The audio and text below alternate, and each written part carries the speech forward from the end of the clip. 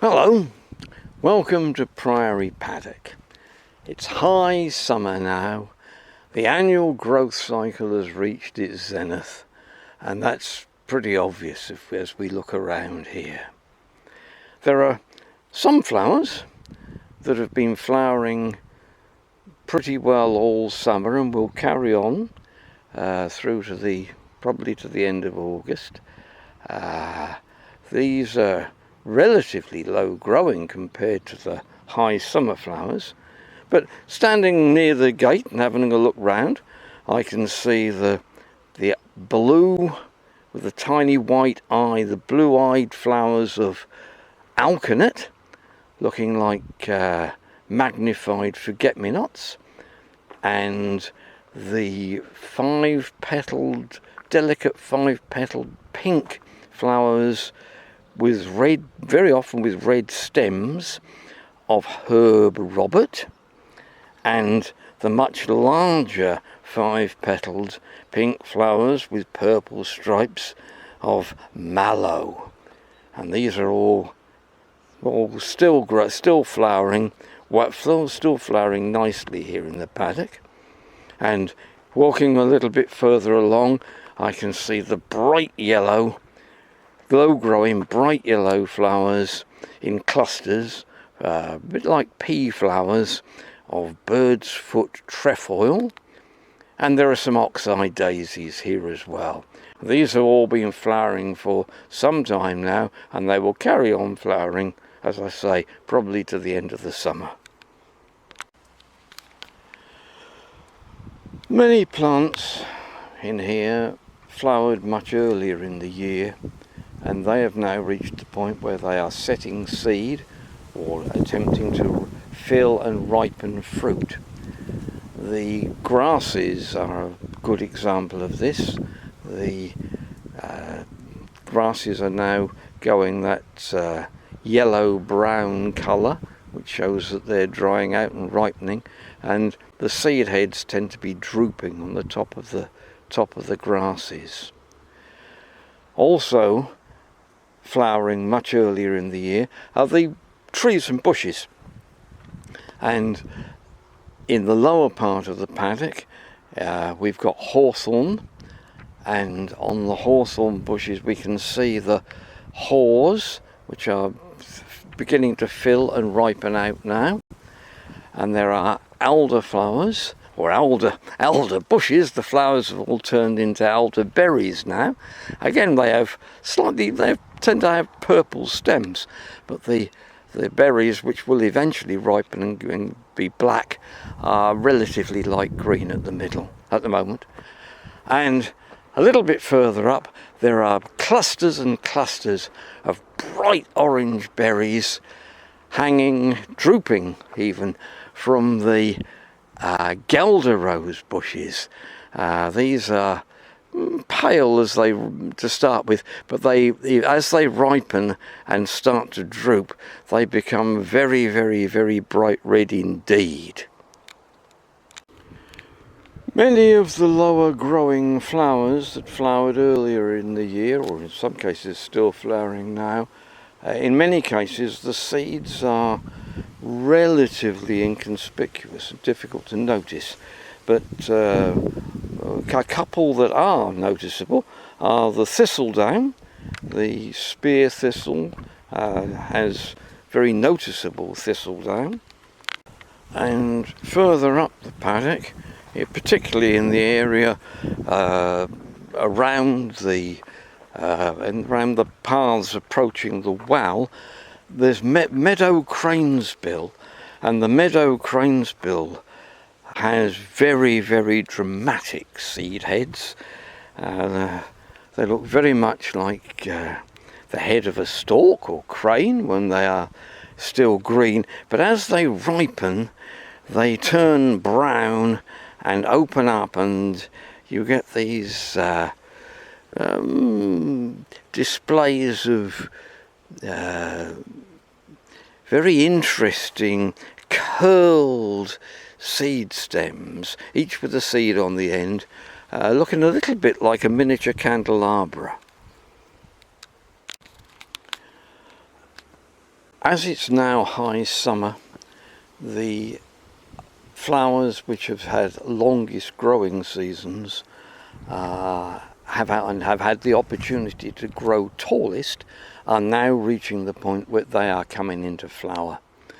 Down by the boardwalk there are fleshy purple stems with white, whitish, off-white, umbrella-shaped umbellifers, technically, umbrella-shaped clusters of flowers.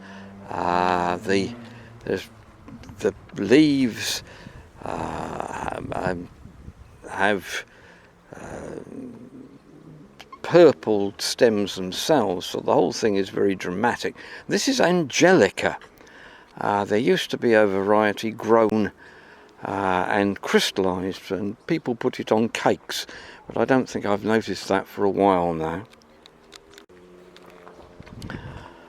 Also in the area near the pond and the boardwalk, there are purple spikes, square-stemmed purple spires with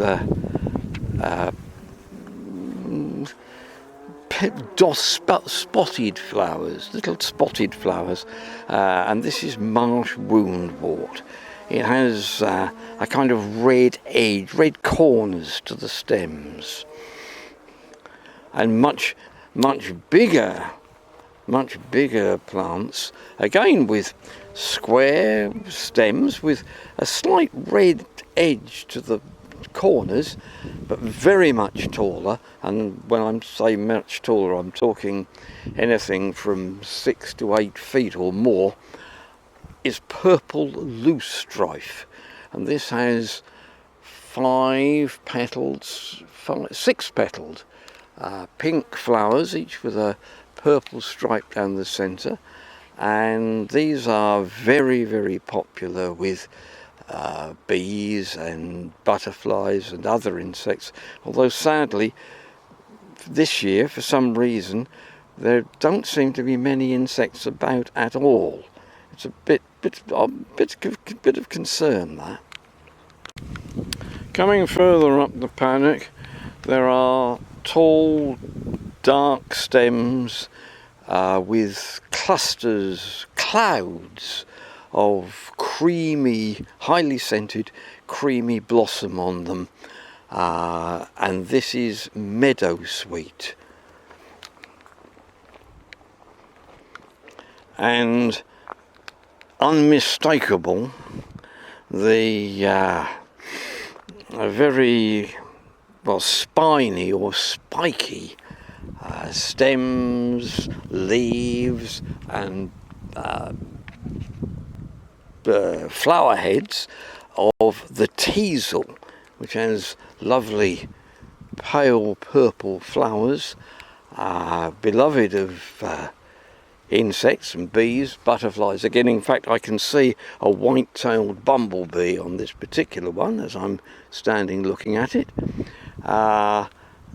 And these, in the autumn, when they have set seed, will be a very, very, very popular plant with birds like the goldfinch, who perch on them and pull out the individual seeds from the spiky heads.